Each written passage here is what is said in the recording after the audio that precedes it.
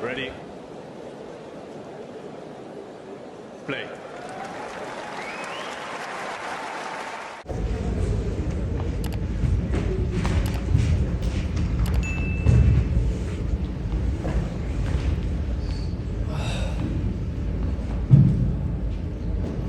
Hello everyone, let's start the press conference with Team Canada. So please raise your hands for questions.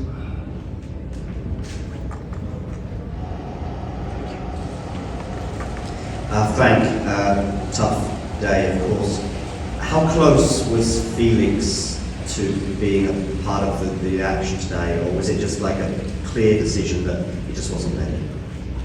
Yeah, I mean, it was he wasn't ready for today's match. It wasn't a clear decision that he wasn't going to play this week, but for today's match, he wasn't ready. He wasn't quite ready, and he didn't feel comfortable going on the court and playing, which is completely understandable with his injury. So, we had to go with the other guys on the team.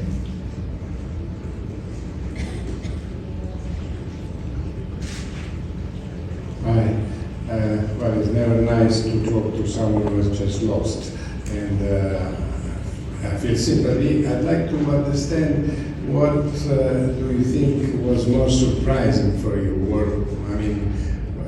It's still a big upset.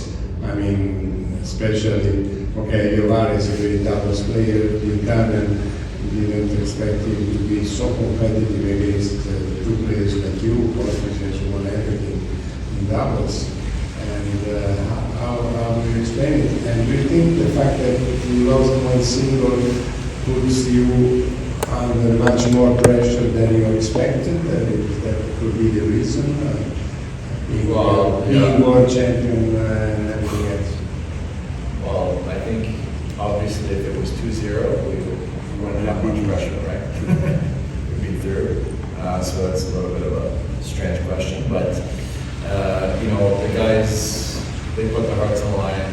Vasek, he was injured going in the match. He's been struggling with an injury coming into the tie, and we've been managing it, and we weren't even sure if he was going to go and play today. So the fact that he went out and played, his serve is one of the biggest strengths in his game, and it was difficult for him to serve today in the match. So the fact that he went out there and played, and we had a chance to actually win, was amazing, because the result we had, we gave ourselves a shot. So we actually did a lot better than I expected today in the doubles, and we were in the match. We had chances. We went deep in every one of their service games, and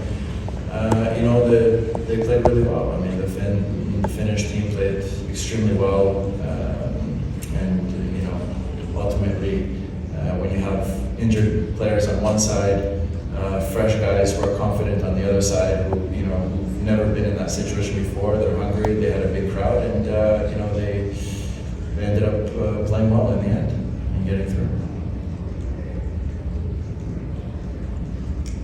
Vasek, your captain touched on it there, but can you just, in your own words, talk about how you were feeling today? I think obviously Felix injured. Milos said he was feeling something a bit this morning as well. Can you just talk about your decision to go out there and double? Yeah, I mean, it's been a tough year. I've been dealing with an elbow tear in my tendon since July. I was dealing with another health issue for 5 months prior to that. Tore my tendon, playing with the heaviest balls in history, and then I've been just trying to manage it, taking 10 days off, coming back, taking another 10 days off until I couldn't play. So I didn't play for 5 weeks before coming here, and then I don't want to. I mean, this is not to take nothing away from our points, because actually I think considering the circumstance, and he is also, there's pain. Everybody's got pain, of course, but we still played we still played at a good level. I thought they played amazing, so a lot of credit to them. But personally, for me, I was in a lot of pain. It's not fun playing in pain, and ironically, I feel like if this was a tournament, throughout the year, I definitely would have played. And I would have rather not played if we had, let's say somebody that was healthy and willing to go, but I was healthy enough. My tear is healed as of a couple days ago, And then, I mean, I still have some issues, but yeah, I mean, it's not perfect. That's for sure. My goal now is just to be healthy for next year. Frank, what did you know about them? I mean, certainly a couple of the guys are regulars on the tour, but were you able to get much research done? And considering that, how much of a surprise or shock has it come to see the way they played and the way they grouped together, the Finnish team? I wouldn't say it's a surprise or shock to get to this point in a tournament, to get to the quarterfinals. You have to play at a very high level, and obviously these guys, they're playing really well at Davis Cup, and I wasn't surprised. We were expecting a really tough team today. We're expecting to play tough players. Okay, Milos playing the first match, he's playing a guy really low ranked, so it was. I felt like we had the advantage in that match, but then Gabriel playing, the two number ones playing. I mean, it was a coin toss. I mean, it could have gone either way, and we knew Vasek with the injuries and being difficult for him to play 100%. It was going to be a very tough tie for us to get through. So again, like Vasek said, taking nothing away from them, they played great tennis. We weren't 100%, and that's just the way it goes. One last question. Vasek, I'd like you to elaborate a little bit on the balls issue. You seem a bit annoyed about that. Absolutely. Yeah. I mean, don't even get me started. Yeah, I mean, I can just tell you a little bit about what happened with my elbow the last 2 years. I had a tear in my UCL, second-degree tear, almost fully tore it, and we were playing challenger events in France. Every player was complaining about the ball. Every single player. It was like playing with a rock. I've never experienced anything like it in my life, to be honest. Every time you hit the ball, you felt pain in your wrist and elbows and shoulder. And unfortunately, I played very well those 2 weeks. I guess they were good for my game, but terrible for my body. And by the second week, I had a second-degree tear in my UCL, almost tore it all the way through. So I was out for a long time, and then I just honestly since then I've just been having a lot of issues in my elbow because So I don't know. I mean, there's also been I know this because I was on the council for several years, and there was discussions that they wanted to make the points longer for fans, so it was more entertaining.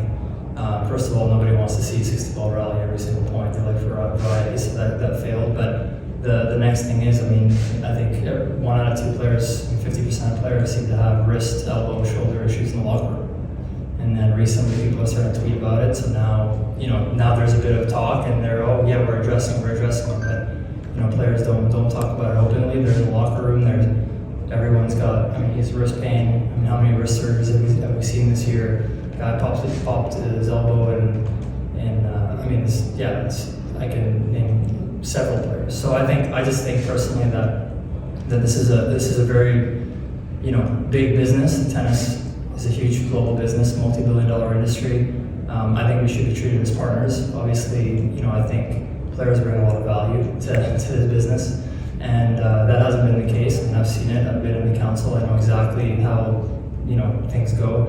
And I think when we get to a place where players are able to impact decisions like this that impacts their health, including the length of the season and whatever it is, it would just be nice to have more collaboration. There's a facade of collaboration. There's a big fake thing, but the reality is there's not. Obviously now there's a lot of pressure because of the player association, because it's being spoken about a lot more. So there's some movement there in the right direction.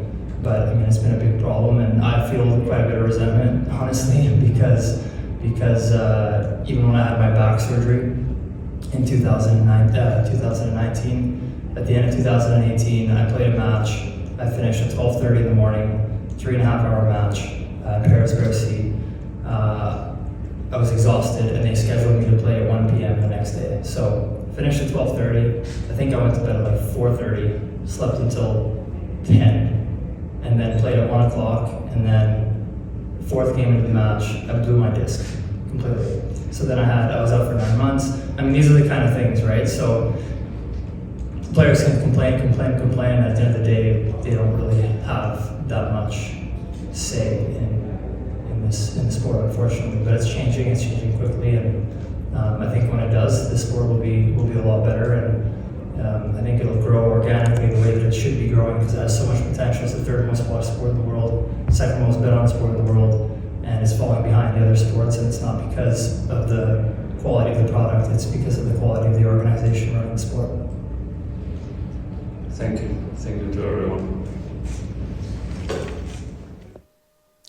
If you enjoyed this video, make sure you hit that like button. Don't forget to subscribe and click that notification bell so you don't miss out on all things tennis.